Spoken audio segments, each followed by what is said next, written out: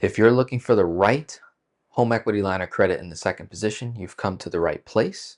You are watching this series on my channel, how to find the right HELOC in the second position in each and every state in the United States. So far, we've covered nearly 40 states in this series as I've been recording these videos in 2026 and 2025. So during this process, you're going to notice certain changes in either rates potentially during the season. We've seen that so far. Rates been coming down a little bit. You're going to see a load of different banks that I mentioned based on the research and the criteria that I lay out. What will stay absolutely the same, and it's extremely important for you to understand this because it will save you a ton of money when you finally go ahead and apply for the HELOC that you want in the state that you live in, at the specific bank that you want to do business with. The left hand side of the board will stay the same, whether it's 2025, 2026, or 2030. Granted, unless banks fundamentally change how they qualify, even then, for the most part, these would still stay the same. They may vary slightly, but these things right here are going to stay the same for years and years to come, regardless of wherever prime rates are at, regardless of what banks we mention here. There's going to be banks that I mention in certain states that are not as attractive as other states. It just depends on where you live and how banks are doing their marketing, what they're focusing on, if that's the book of business that they want or not. I'm simply finding the best of the best in each and every state. Then from there, you can take it upon yourself to either work with the banks that I list or try to find something better than what I list. So don't be narrow focused on the banks that I select. Use it as a framework and see if in your state you can find something better. Because I'm looking at the whole state, but there are towns and cities and there's banks and small credit unions that don't even make it to page 3 on Google, right? And when I'm doing my research, I'm going to pages 1, 2, and sometimes 3.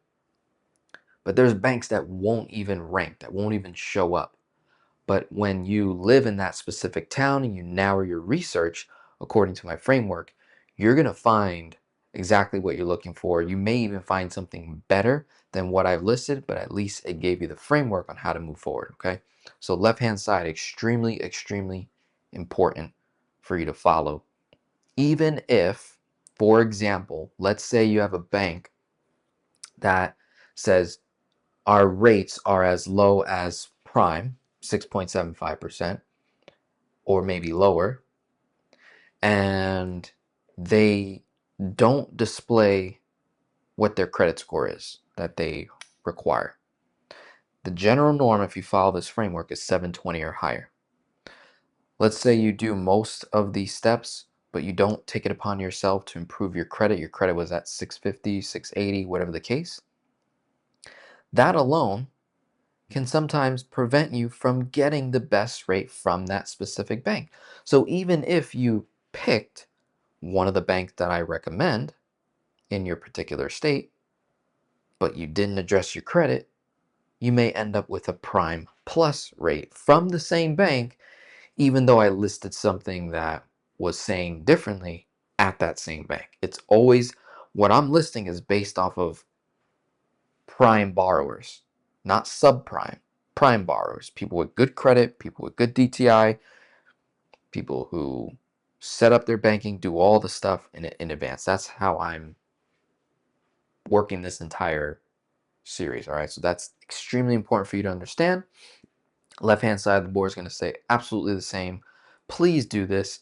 It's worth it then for you to get a HELOC at 10.5%. I just had a client get a HELOC at 10.5% at a bank that I recommended them to, but they didn't improve their credit like I told them to before applying.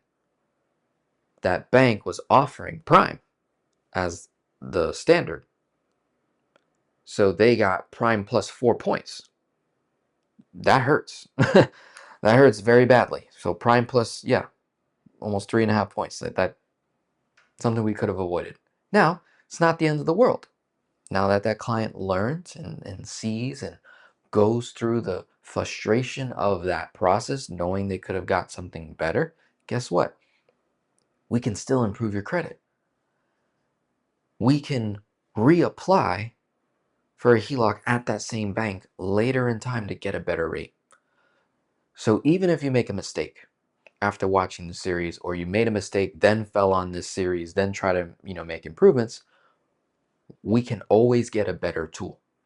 Just let time do its thing. We maximize the tool as much as we can. When it no longer makes sense, we're going to park it. We're going to stop using it, focus on credit building so that all the bureaus report 720 or higher, go back to the same bank, reapply for a new HELOC at a lower interest rate, or you go to a different bank and you shop to compete to get the best price. All right. So we're in the state of New Mexico. If you haven't picked up on it, I identified 4 banks so far. New Mexico, not as attractive in terms of any banks. I really didn't find any bank that was below prime. So all the banks here are at prime, and some have intro rates. And so starting with Bank of Albuquerque has a 6-month intro rate at 3.99%. It's prime plus 0.12. So it's right there at prime. It's like 6.87% or something like that. So prime plus 1.2, not bad. 10-year draw, 80% LTV. They have an annual fee, some closing costs. Most of these banks all have closing costs. That was another thing. I really didn't find not too many banks with no closing that also were at prime. So next is HRCU, has a 12-month intro rate as low as 5.77%, and then it goes to prime afterwards. 10-year draw.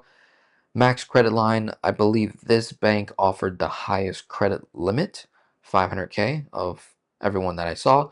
70% LTV, mobile banking friendly. They do have closing costs, could be upwards of $1,200.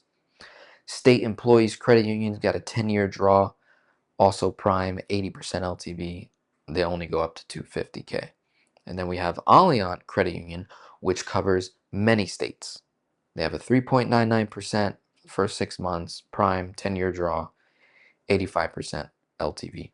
Those are the best banks that I found personally, and I challenge you, if you live in the state of New Mexico, that when you take my research, so I'm going to share my screen and show you what I'm typing in the search bar, that you can do the same thing. So you type in credit unions in New Mexico that offer a home equity line of credit, but then you can add the city that you live in, or the town, or the county, or whatever. So you get a more narrow search and see what potentially will pop up. So for me, like I said, I really only look at the first 2 pages of Google. Maybe I go to 3 if I really can't, find much. So I'm going to name all the other banks I found as honorable mentions, starting with Nusenda Credit Union. So their lowest rate is 7.375. So that's what? Prime plus 0.5%. 90% LTV. No closing, no annual fees. So there's a bit of a advantage there. Where if you want a product for no money in, no annual fees, no closing costs, but they'll charge us a little bit more on the actual net rate. So not a bad bank.